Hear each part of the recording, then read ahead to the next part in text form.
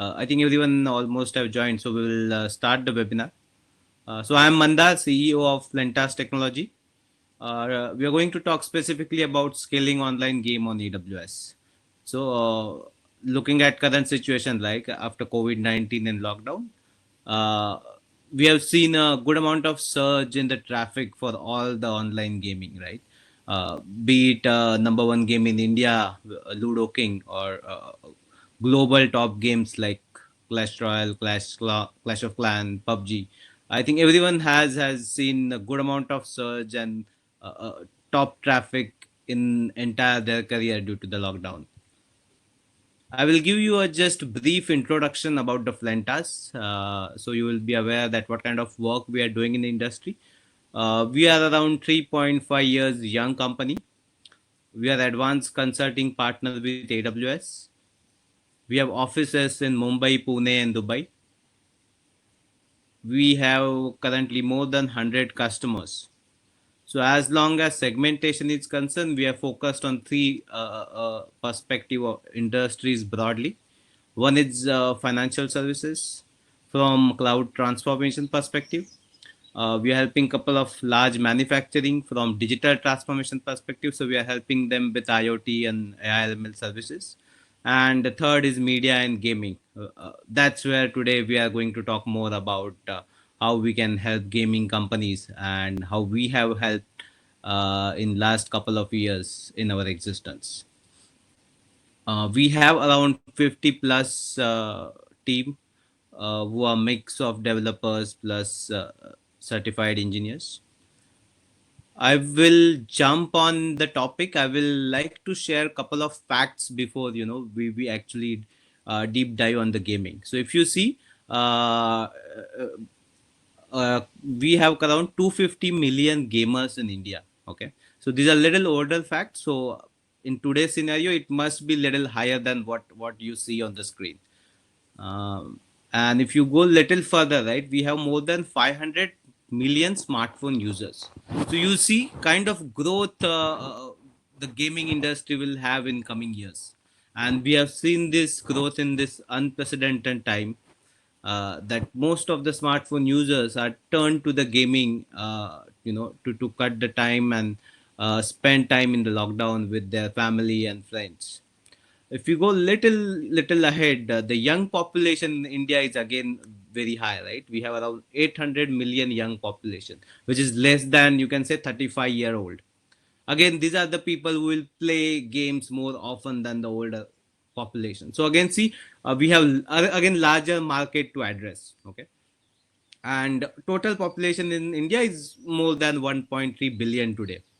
So which is second largest population in world. Okay, and if we see the trend, right, a lot of older people have also started paying games. So we have a pretty huge market. So even if we compare the younger population, right, it's still much bigger than the entire population of Russia. You can imagine kind of gaming industry we can have it in India, right? And once we have such a huge population, such a number of gamers, we need to be prepared while developing game. Are we ready to handle this kind of scale? If I have to manage millions of users, how can I manage it for myself? And that's where I'm going to talk more of this iceberg story, right? So you might be a little confused that what the iceberg is doing in the middle of gaming webinar, right? So this iceberg is what exactly represented by any massively scalable multiplayer game. Okay, if you, for example, if you are playing PUBG or Ludo King, right? At the front, what you see is a very small application which is there on mobile. It's exactly the top of iceberg. But what goes behind to make sure that they can manage such a huge number of gamers is beneath the water, which is the higher portion, which is never visible to the anyone, right? And that's the reason today we are going to specifically focus on the part of the iceberg which is beneath the water, and that's what we call the backend, right? And we will talk more about how can we help and how can you understand that what why this part is more important in the entire gaming journey. So that's where come the gaming servers on cloud, right? The gaming servers can be anywhere. It can be on premise as well, or it can be on cloud as well. So I will just take a one example, and then I will explain you that how the game servers on cloud will function. So you will be able to relate. So I think most of the you guys have played the games like PUBG, right? So just imagine that you are entering a PUBG. So the game server is like an island, right? Once you open a PUBG, you log in, you will have your profile, right? And once you enter the game, right, what it does first is the matchmaking. So there would be say hundreds of other competitors you will have. So once you enter, the matchmaking service will find other 99 friends online who are going to play with you. So this is the exact role of the matchmaking service. Okay. And once you enter, right, you enter into the game server. So game server is like island, right? All 100 players entering at various locations at the same time. What game server exactly do? He is the authoritarian of all events happening in that island for that game. Okay. So it's entire different world which is into the game server. So that server has to maintain accurate status of all the players. Okay. So you can imagine when all 100 players jumping onto the one game server, there would be a lot of processing happening at the back end. Okay, he need to maintain their state, their weapons, their powers, everything, right? And so much calculation at the beginning of the game, which game server has to do, and it has to transmit the data about the state of each player, right? So if I pulling a trigger and shooting the opponent, right, that is reflected within a millisecond to us. Why? Because it goes back to a game server and come back again to all the player. So all these processes are done in game server. So we receive process every player's state, and that has to be done in timely and consistently manner for next say 30 minutes or 60 minutes of that game duration. So if you see around in 1 minute, it has to send so many different type of signals to every player to make sure that you understand what is your state. Okay. And all this is done in the game server, and all this is done with the help of your custom backend. Okay. So then I will talk about how custom backend can be developed and why custom backend should be developed. What are the benefits of developing your own custom backend? So once you have that custom backend, you can host it on any game server. Maybe it is on AWS, Google, Azure, on premise. You need to have your own backend engine in place if you need to do so many things with your game server. And that is a whole backend I was talking in my earlier image of the iceberg. So pros of building your own backend, right? So everyone if you have played a game or you have been a part of a gaming studio, developed a game, you will know there are multiple PaaS platform which are readily available for building game. Okay, so there's companies like a PlayFab or Photon, and there are multiple. So you can directly build your front end, and you can directly connect, and you can start building a game, and you can go live. So it will give you the benefit that you can go live very quickly, right? But if you are planning for a scale, right, large scale, these platforms have a lot of limitations, and that's the reason people start building their own backend, and then they can scale as per their own needs and demands. So when you are building your own thing, you don't have a vendor lock-in. For example, I'm dealing with Photon. I will have to stick with the Photon for my entire journey. If I have to come out of the PaaS provider, I will have to do a lot of planning at the back end and make sure I adopt with another PaaS provider. But once you build your own backend, you don't have any vendor lock-in. You can host it anywhere you want. It's your own completely backend, which can be utilized anywhere. No dependability goes without saying. Tailor made for your needs, right? So there are multiple type of games, and it's still evolving, right? If your game is turn based, or it's a action game, or it's a massively multiplayer game, so it completely depend what kind of game you want to build, and according to that you can build your backend where you don't need to depend on the external features given by these PaaS providers. Again, your data, your control goes without saying, right? We have seen the data is becoming a new oil. And if you want to focus on retention of the gamers, right, and bring value to the gamers, the control of the data is very essential in the later stage of the gamer. Ease of automation and testing. Of course, if it's your own platform, you can do a lot of automation. The scope is very huge. Where you have your own thing, you will have entire control of the system, right? You can same another point, right? Can you can use same backend engine for multiple games. So this is very important point, right? Once you build your backend, you can use it for all your games. So for example, you build it for one game and you want to launch say another couple of games in coming year, you can use the same backend for all your games, so you don't have to build it entirely again and again. And that is the benefit of doing it once but doing it right.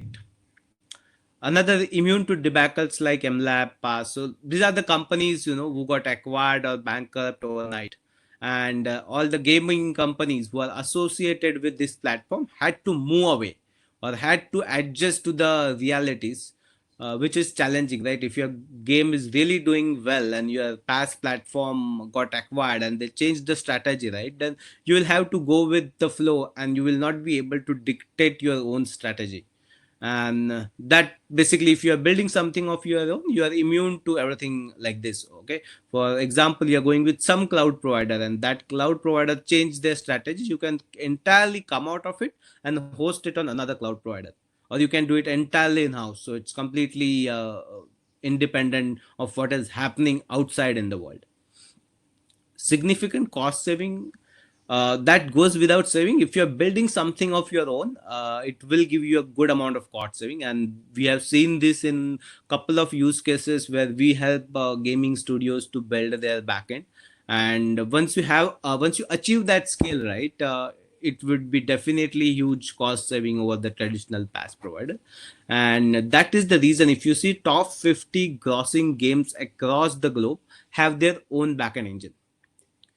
So everyone realize over the time, once they start scaling, right, they will have to build their own backend engine, and you cannot run away if you really want to be on top. So I will these are the basically benefits of building your backend engine. I will just tell you couple of cons of building your own backend. That what is the flip side of the coin, right? I will not just say all the good things about backend because it's a much larger piece. And if you are building your own backend, it will need huge amount of investment in terms of time and efforts. And if you are ready to do that, I think you should jump into building your own backend. So that will come because you are doing something on your own. Availability of right manpower and skill set. So backend is not just about coding, right? It's come about the networking, it comes about the infrastructure skills, administration skills. So there are multiple skills come into the picture when we deal into the backend services. And that's the reason I have mentioned availability of the right manpower. So either you should have it in house or you can make it available. You can outsource some portion to some provider and you can get it done from some partners. Slower go to market, it's not exactly correct, but initially, yes. If you're launching your first game and you want to build your own backend, it will be slower compared to pass model, right? Pass, you will be able to launch your game within very stipulated timeline. Here, for first game, definitely it will take some time. You will have to spend couple of weeks or couple of months as per what kind of game you are building and what kind of backend you want, what kind of vision you have for your gaming studios. But once you have this backend ready, right, your second, third, fourth, fifth game would be very, very faster GTM, right? So you don't have to reinvent the wheel every time for every game. Once it's built, it can be utilized all the games across the platform, right? And it will make gaming studios life easier. So the gaming studios which are more number of games, which are planning to launch more number of games, definitely look this point as a more of a advantage rather than con. But initially for the first game, definitely it's gonna be a little slower. Need specialized system administration skill set. That is true, because if you are hosting it on the infrastructure, you need some infrastructure skill even to manage that entire infrastructure. So that goes without saying, and that is no brainer. So This is just a high level cons about building own backend. Now I think I've talked much about how the gaming backend can be built, right? I will tell you that how you can transform from PaaS to IaaS. If you're all see, if you whenever I talk to any gaming studio, right, most of these guys already have couple of games live. They're using a specific PaaS platform, and they're not really sure they should go about building their own backend. They should adopt IaaS or they should take to PaaS platforms. So the most important point in this is it's a scale that counts, right? If you think your game is going to scale, eventually you will need your own backend. And everyone knows, right, scale will not come with the notification. It will come when it has to come, right? And you will not really get huge amount of time to prepare for that scale. Once that is gone, it's gone, right? We have seen this specifically in lockdown, right? We have seen games scaling more than 10 times when it comes to DAU or MAU. And that kind of scale, you need to be prepared, that how can I handle if my game is going to scale so much across the globe. Faster GTM with pass, I spoke earlier as well. So if you are a say indie developer, right, one or two people coming together developing a game, definitely go ahead with the pass platform. There are so many pass platforms available across the globe. Evaluate which is the fit for your use case, and you can start the game, because it's going to be a definitely a cheaper version when you have to start one game, right? But once you see that you have launched one game, you are successful, and you want to plan further, right? You want to be into a matured gaming studio who has multiple games in his pocket. That is a time where you will feel a need of having your own platform, rather than using a pass platform from third party provider. And plan ahead to manage scale, that is utmost important point. We have specifically seen this a lot in the gaming industry, because the scale comes with very specific peak points, right? It's not across 24 by 7. It comes somewhere in the afternoon, or it can come somewhere in the night, right? And you should be able to handle to that scale, and that's where the cloud will help you. You can scale up and you can scale down if you have your own backend. So basically you would able to horizontally scale entire architecture and horizontally scale down entire architecture, and that is biggest benefit of having your own backend. So this is more about how you can move from PaaS to IaaS, what all points you should consider while moving, and what all things you should consider while doing this transformation. So you will specifically need some backend skills, some developers who understand backend.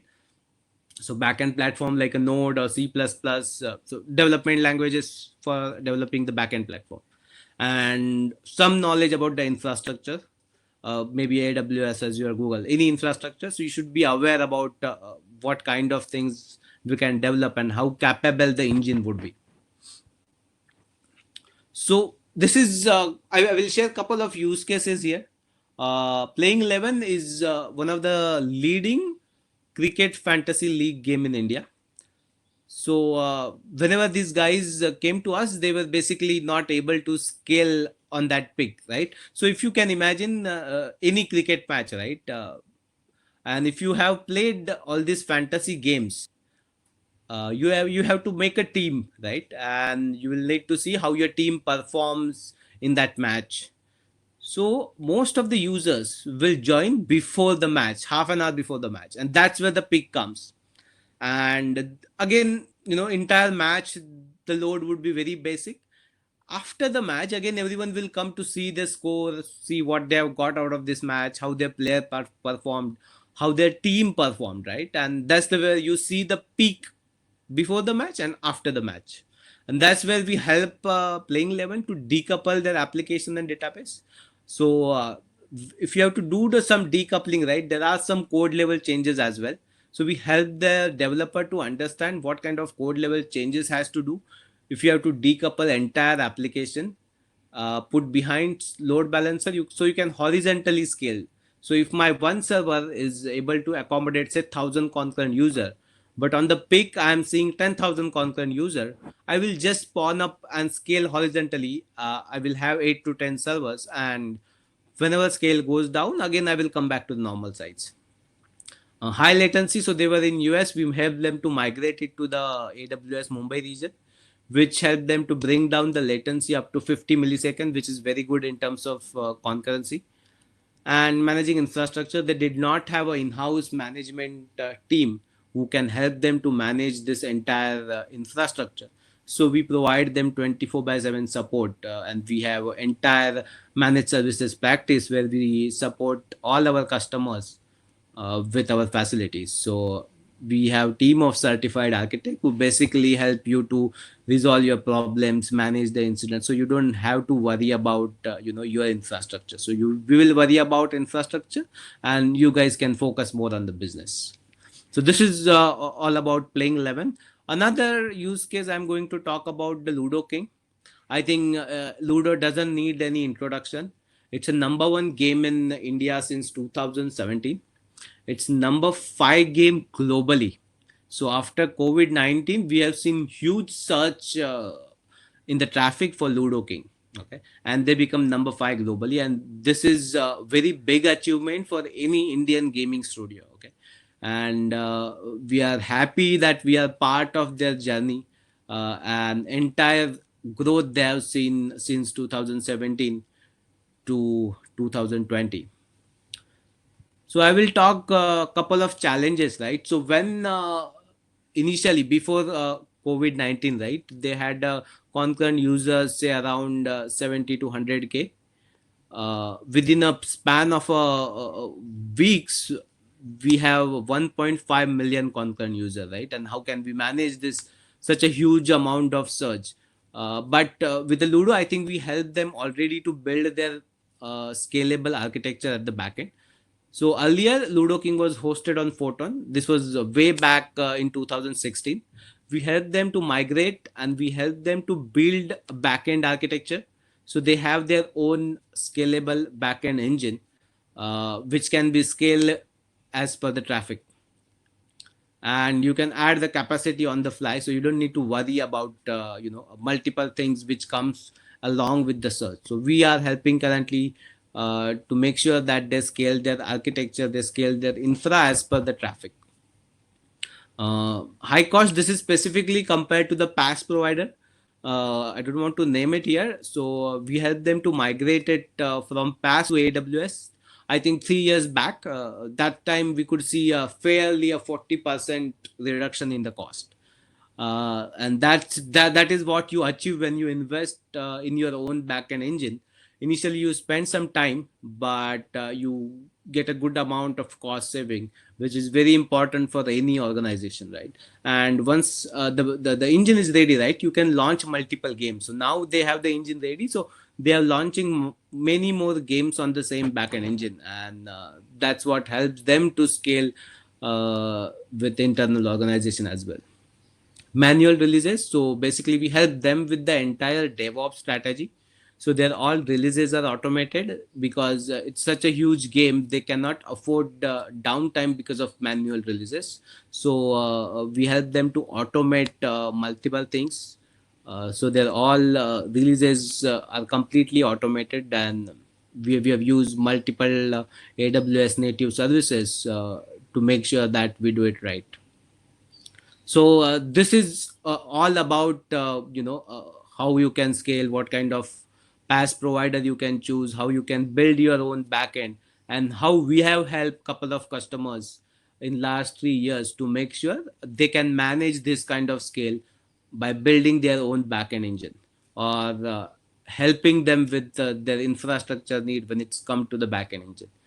Now my colleague Shohel, he will talk more about how we did this, what kind of technology is behind this. And Shohel was, I think, involved in so many of this interaction with so many gaming companies.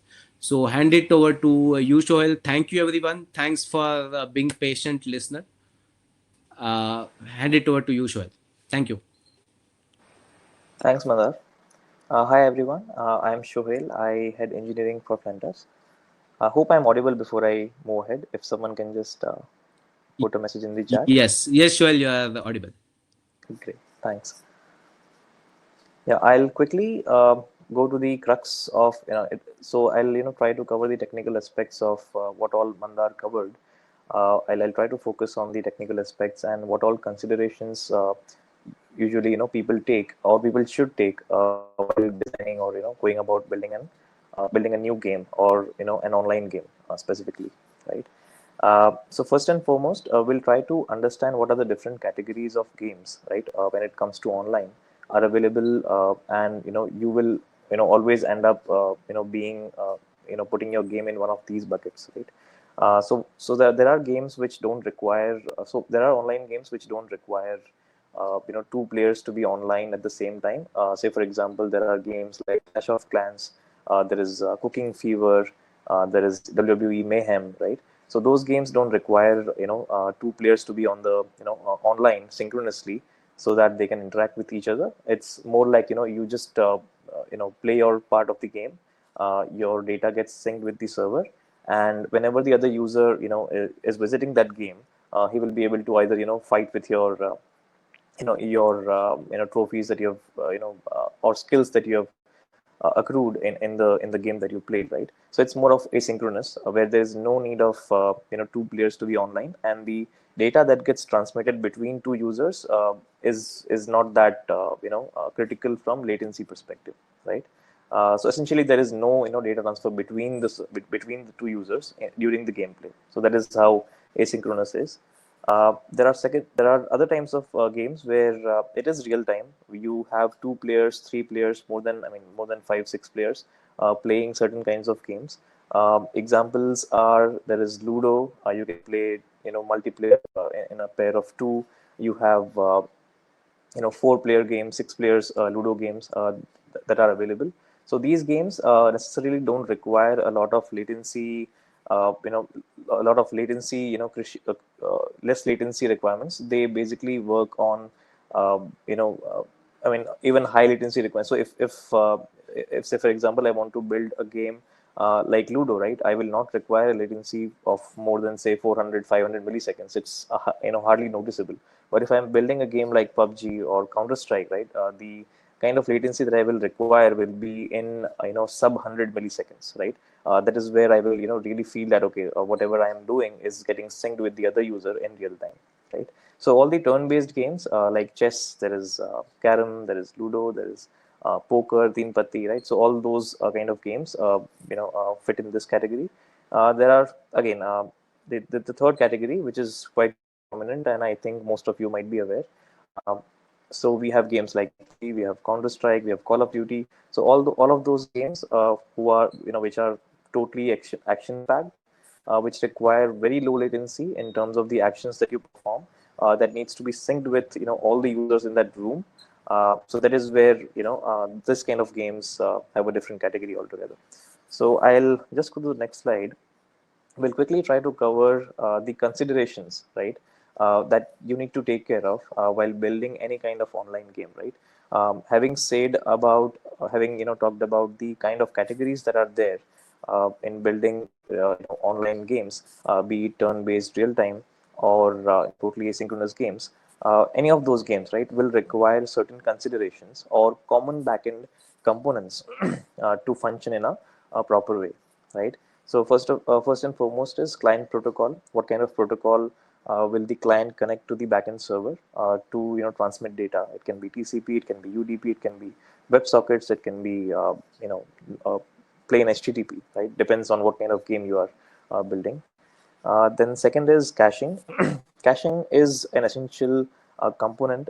If you don't have this, you can basically forget scaling because nowadays, the databases that are available in the market, NoSQL or relational, they are not capable of handling millions of concurrent writes and reads, right? So that is where caching is a must if you're building a scalable game, right? I'll talk about that in the further slides, but I'll just summarize the points here so that you get the context and we can take the slides ahead.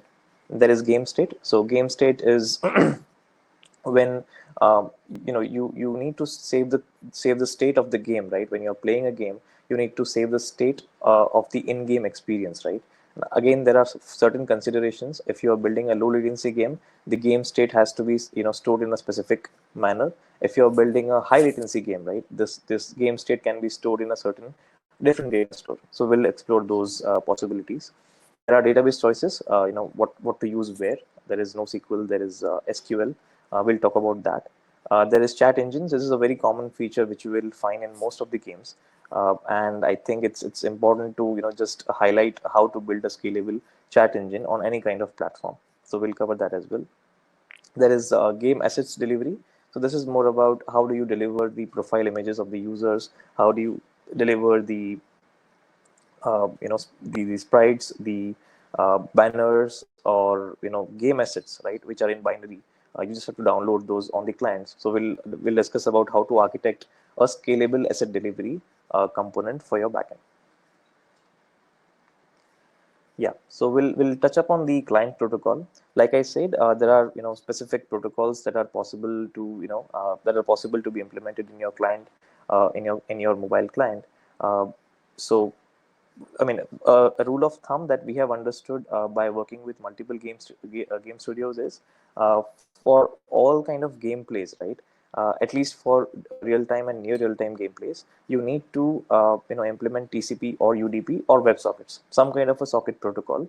That is a must. If you want to have an experience of real time, you need to implement all the gameplay experiences using sockets, right? Rest all things, right, which is non-gameplay, the point from where you log in into the system, you log into the game, you select rooms, you populate rooms, you display profile, you display leaderboards, you display stats, all those things, everything else apart from the gameplay should be implemented using HTTP. This is from our experience, and this is how we have seen very stable platforms when it comes to scale, right?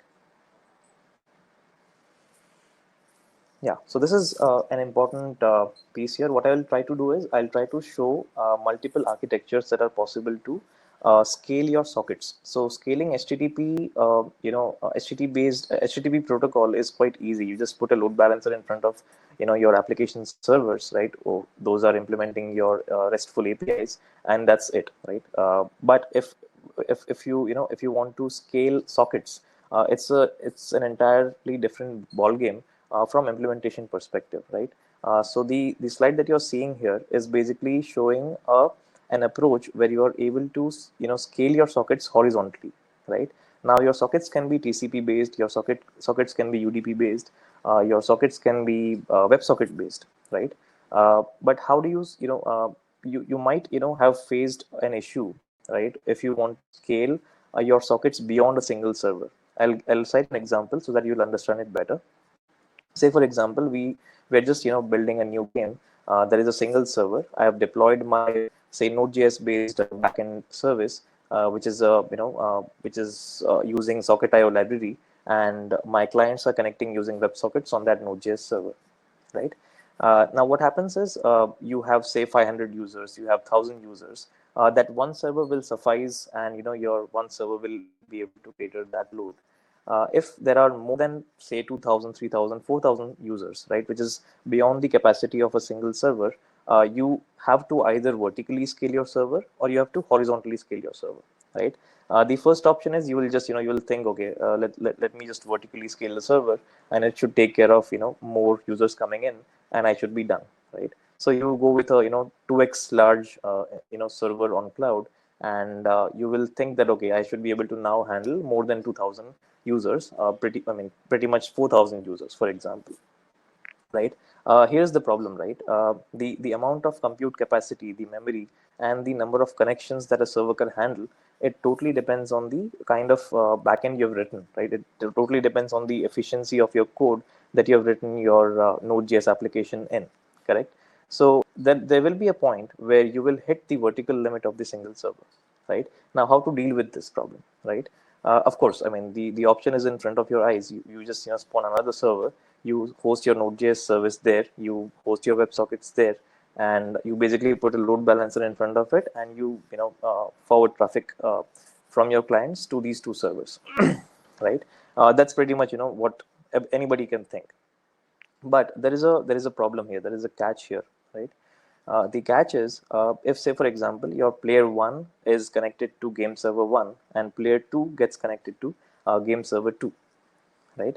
Now, what if there is a game session where player one wants to play with player two, right? But essentially, those two players are have connected to two different game servers. How would they communicate with each other, right? Because you can pretty much do message passing between players who are connected to the same process in the same server. That is totally possible. But how you can do inter server communication between two players who are connected to different servers altogether, right? So here is where we have to introduce a third party component, which can be messaging layer, right? Which can be a pub sub kind of a layer. You might have heard about pub sub. So if you have heard about PubSub, it's basically a publish subscribe paradigm where you can basically create topics, and you can publish and subscribe to those topics, right?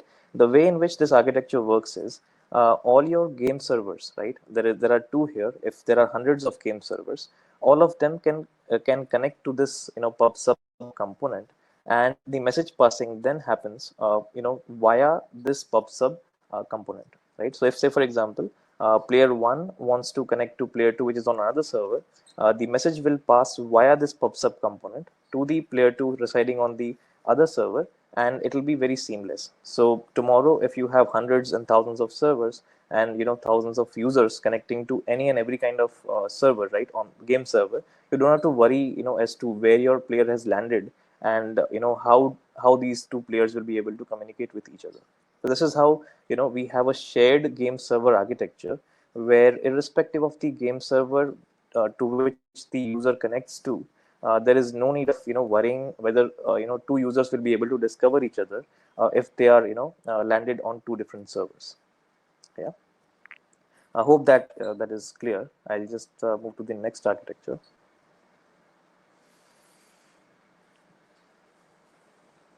Yeah. So this again, this architecture is trying to solve the same problem that we discussed in the earlier architecture. Uh, However, the approach is slightly different. Uh, I'll tell you, where you should use this architecture versus where you should use the previous architecture, right? I'll first cover this architecture and then discuss about what all places you should really use this architecture and not use the other architecture, right? So this architecture, I'll just try to summarize. Client connects to a API server, a matchmaking endpoint, right? So this API server and this call is basically a HTTP based call, which the client is making. Say for example, the client wants to join a game session. An HTTP API hit is being made to an API server. The API server basically checks for all the available game sessions and allocates and basically responds back with IP of one of the game server that you see in the lower diagram, right? IP and port of one of the game server, and the client, once it gets the IP and port of one of the game server, it basically connects directly to that game server so that it can join the game session, right? So this architecture, again, it is scalable horizontally. You can basically decide in your matchmaking logic which server the user should connect to, which game sessions are running on what game servers, and you can pretty much load balance the traffic between multiple game servers so that you don't have single or few servers which are bogged down because of a lot of traffic hitting them, right? So you have to implement the load balancing logic while you are assigning the IP and port to the client, right? Um, Now, I mean, you must say that, right? What is the difference between these two approaches, right? There is a huge difference, right, when it comes to selecting what architecture you should use for what kind of game, right? If you're building a very low latency, action packed online MMO kind of a game, this architecture is what you should look at, because your individual sessions, game sessions, or your game world, right? Say for example, when you're joining a PUBG, when you're joining a PUBG game, you will have at least around 100 users there, right, who join with you, right? So that creates one game session. So all these 100 users will be given the same IP and the same port, essentially the same process, which is, which will run on one of the game server. Okay, and the message passing between these users will happen in process, right? What is the benefit of this? Because first and foremost, there is no latency between, passing the messages between two users who are in the same process, right? Compared to the previous architecture, I'll just change the screen. Compared to the previous architecture, there is a little latency lag, right? uh, if you want to if you want to make two players talk to each other, because there is an extra hop where you have, a hop to your pub sub component, which will travel from your game server back to the game server, which is where your other user might reside, right? So this single hop, creates a lot of issue when you're creating a low latency game. It's always recommended to go with this architecture for building your low latency games and doing in process pub sub for all the users in the game, in the same game session. Okay, now where you should use the, so what are the downsides of this architecture? Let's discuss that, right? So if one of the game server goes down, you essentially lose all the game sessions which are there on this game server. There is no, HA to this, right? Unless you build something where you are, storing the game state in some third part, in some external storage. But storing that game state will always come with a price, because you cannot beat the real-time performance of storing that information, and at the same time, sending the same data to all the users who have joined that, room, right? So you will always, if ever, you build some architecture where you are storing the game state external to the game servers, you will always, if you want to resume the game, it will always have lost around 5 6 7 or 10 seconds of, worth of game. And you have to basically, send all the users, back in the history if they want to resume the game from that point. So this is a practical problem. Yeah, in this architecture, again, I've gone back to the previous architecture. Yeah. So the now the issue that I talked about in the subsequent architecture was if one of the server goes down, right?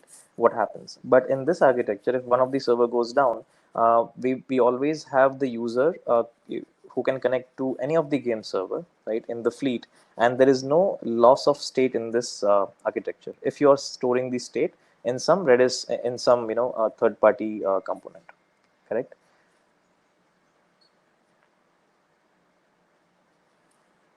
I'll quickly. So in a nutshell, if you're building very low latency experiences, you should really look at this architecture. If you're building, experiences, or your game is not that real time, you should look at this architecture. Of course, I mean, nobody is stopping you from using this architecture for building, high latency games as well. But it all comes with its own pros and cons. So it's totally up to you as to how you should, go about building a game. Okay. The next in the line is caching. Uh, so caching, as I said previously, right? It's something that is, inevitable for any kind of game. It reduces the burden on primary data stores. So you might have your NoSQL databases, relational databases. You might be doing a lot of writes, and you might also be doing, more than, more hits to your database than you're doing writes. You might be doing a lot of reads, correct? So it's always, a good practice, a best practice to use, a caching in between your database and your application, so that all your read queries should ideally be offloaded to your caching layer, right? And all your writes should directly go to the database, so that you achieve, persistence, but at the same time, you have data which is hit on the cache, so that your main database is not overwhelmed with a lot of traffic, right? Of course, you will get a very fast response times if you're using caches like, in-memory caches like Redis or Memcache.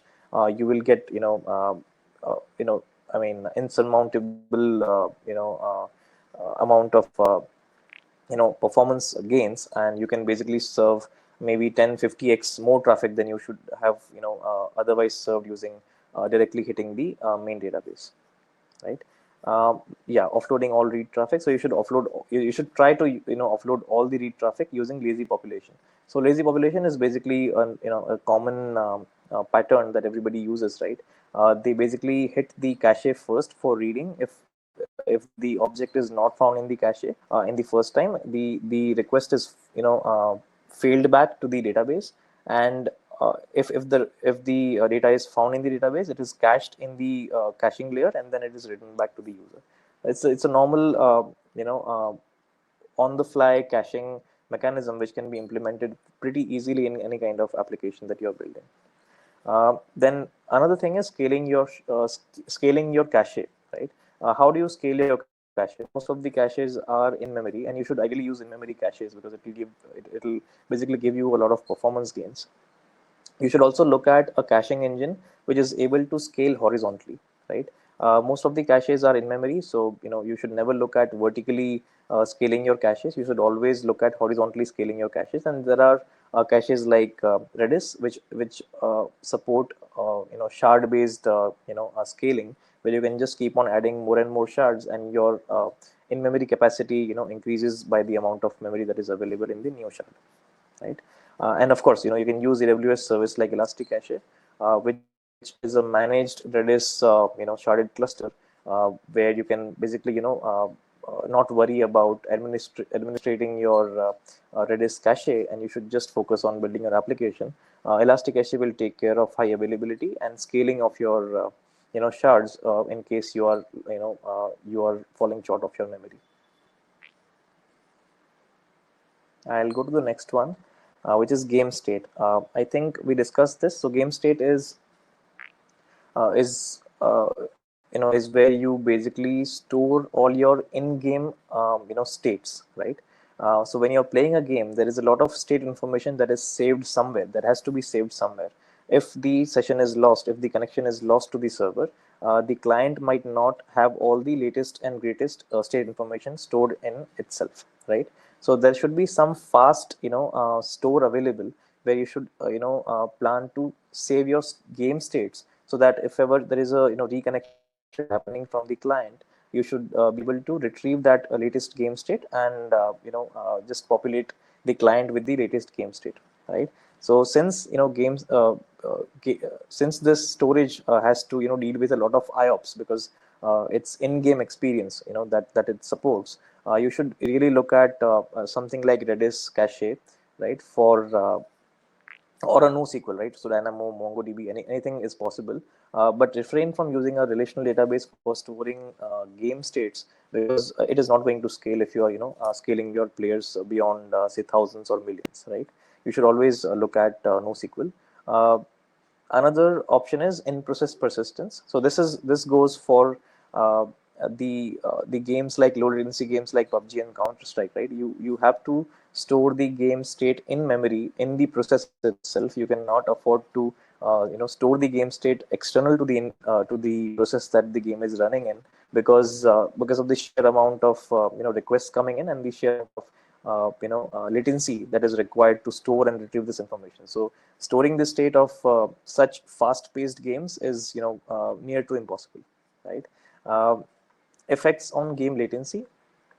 So, like I said, you should decide on whether to store the state in a NoSQL database, or you should, whether to store the state in memory of the process that is, running the game sessions, based on the game latency that you are expecting, right? If it's a turn-based game, you can easily store the state in some kind of a cache. If it's a low latency game like action-packed game, you can easily do away with. I mean, you have to store the state in process.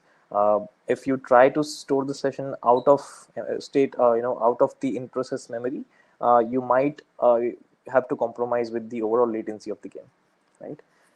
Resilience to game server failures. Yeah, so game state, again, like I said, if you're storing the game state in process, there is a downside. You might lose the data if the server is down. If you're storing these state in some external database like NoSQL database, you will be saved from servers getting down, and your game can be retrieved once the user reconnects your game. So these are some of the considerations for identifying what kind of game state you should use. I'll not stress much on this point. I'll just cover certain aspects that goes into selecting a database, right? For your game, right? For especially for game.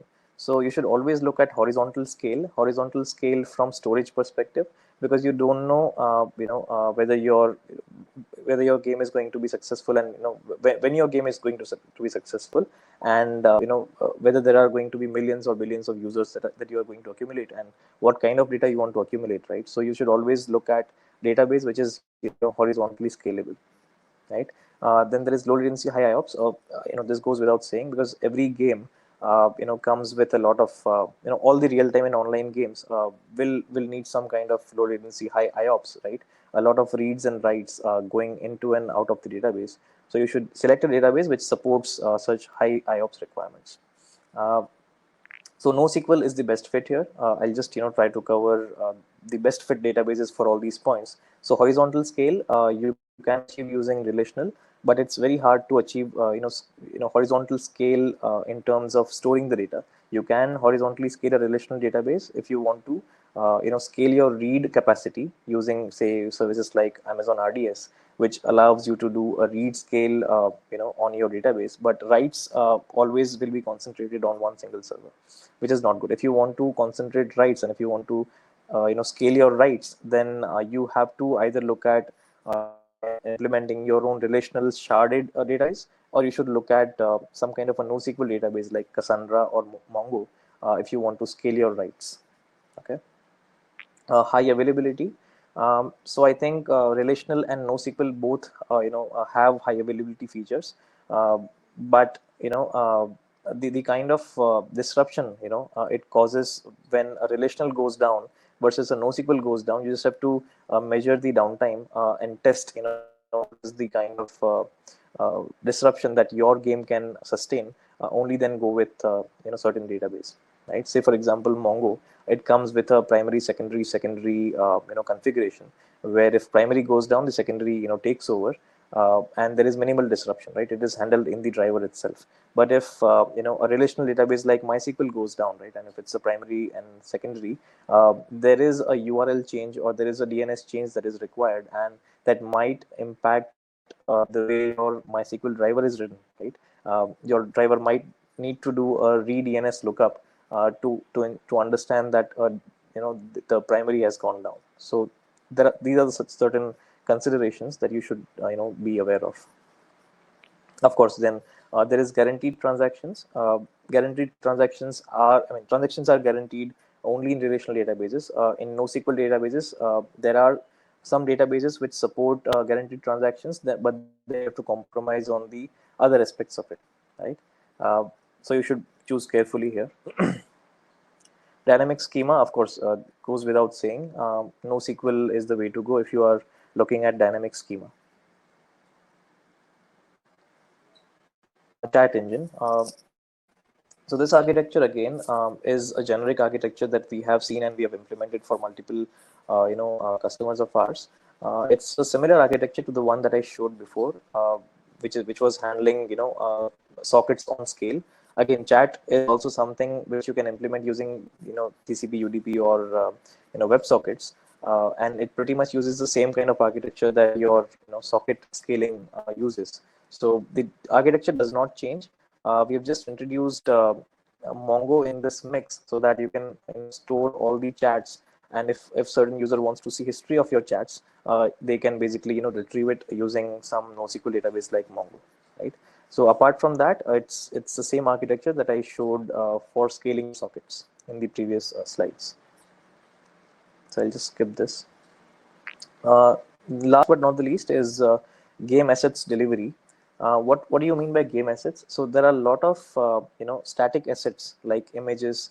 There are sprites. There are some static banners, some promotional ads. Certain maps, themes that you want to download for your game. So those all are static assets that you will not store in your application servers or your game servers.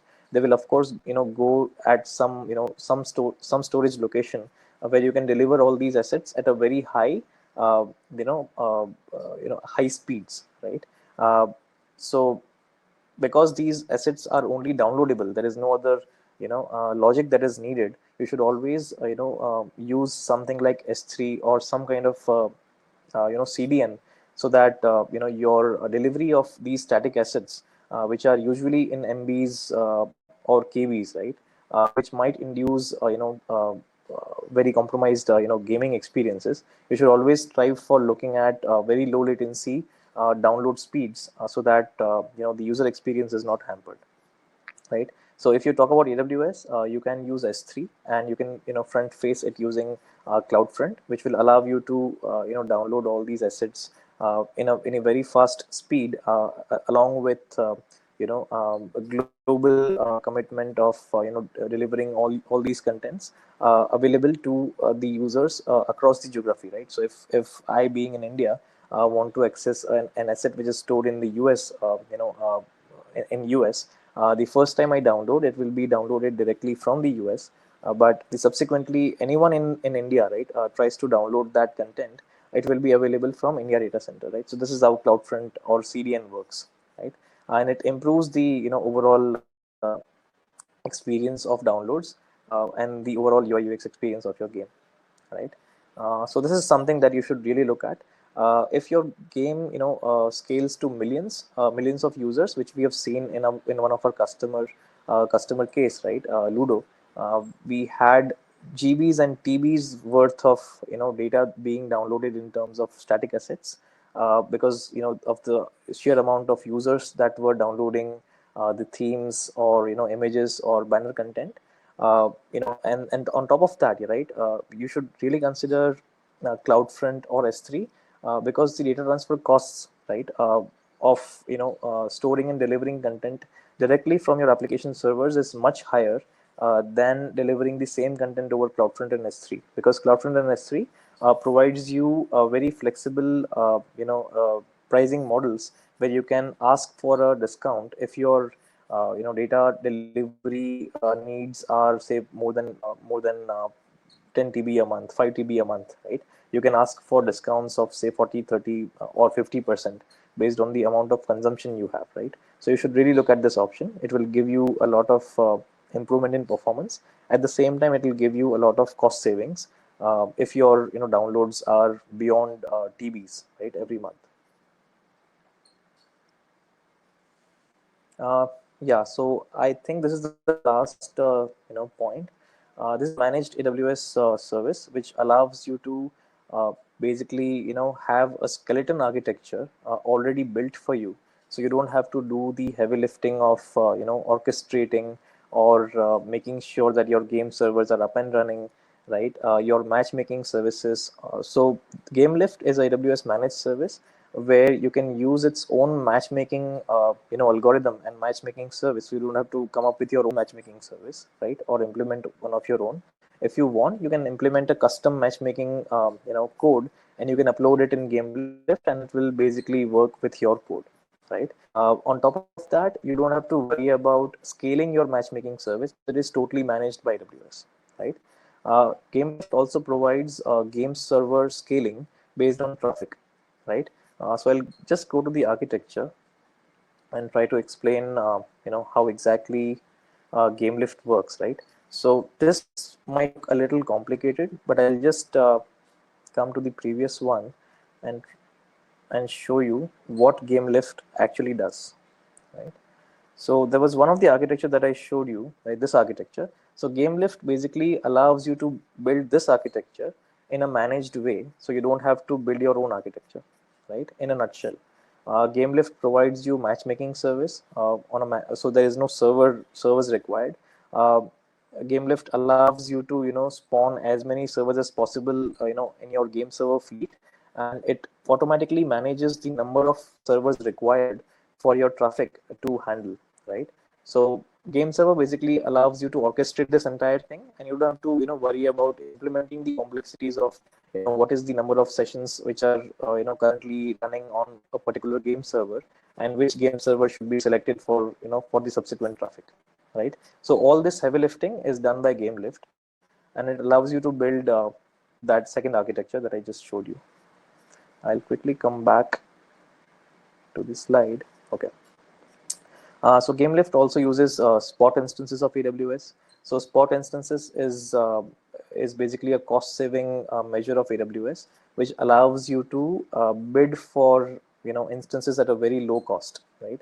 So GameLift utilizes that service to avail you benefits of more than 70% discount on your instances. So it's a very cheap game servers that you can spawn using GameLift. Then you can also use your existing game backend, right? You might be wondering, why should I use GameLift? Because we were just talking about certain past services where we have to where we'll be ultimately vendor locked in, right? If we build on top of these services. But if you use GameLift, you don't have to worry about vendor lock-in, because you can bring your existing game and you can just deploy it in GameLift with minimal changes. There is no vendor lock-in. With minimal changes, you can integrate your game with GameLift, and GameLift will take care of the rest, right? Of scaling your, bringing the servers, load balancing the traffic, assigning the right servers, assigning the right, instance type, taking care of the matchmaking service, taking care of, the spot instances, and a lot of other things, right? So GameLift is something that you should really look at if you don't want to do the heavy lifting, or if you don't have the skill set to build a lot of architecture components, right? GameLift can come in use to you. So this is a quick architecture of how GameLift works. It is similar to what I showed you. This is a little complex, but a simpler version I just showed you, right? So there are fleet with your game servers. So this is the multiple game servers that are there. There is this GameLift service with which your game will talk to, and there is end clients which directly connect to these game servers for the gameplay. So this green arrow basically indicates TCP, UDP, or WebSocket connections, which the game clients directly make to the game servers. Okay, and the first game joining session happens to your client service. So this service is basically your matchmaking service, which will talk to GameLift and bring the IPN port of one of the game server and assign it to the client, and client will directly connect to the game server. Okay, so it's in a nutshell, it's basically the same architecture that I showed you before. It's just managed, so you don't have to worry about building your own architecture. With this, I think we can conclude this session. I'll hand it over to Mandar, and we can start the Q&A session. You can basically put forward any questions or queries you have, and we'll try and answer that in next 5 minutes. Thanks, everyone. Yeah. Hi guys. So if you have any questions, you can type it in the chat section. So we can take it one by one and can answer all your questions. We have our email ID and credentials. You can reach out to us anytime if you have any queries. So I think we don't have any question as of now. So I would like to thank everyone for being patient and joining us in this webinar. I think we'll share you the details shortly to all the registered attendees, and I will keep you posted on the next webinars and next things what we are doing. Thank you again. Thank you very much.